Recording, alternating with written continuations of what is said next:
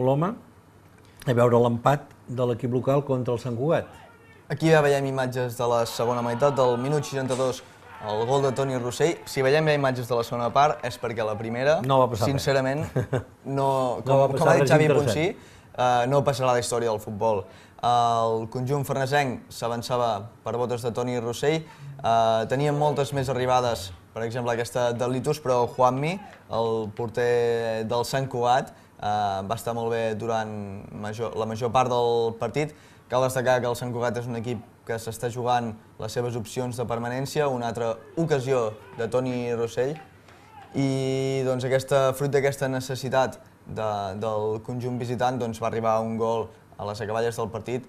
Bona actuació també de Blanquera, que a les poques aproximacions, menys el gol, la va poder treure.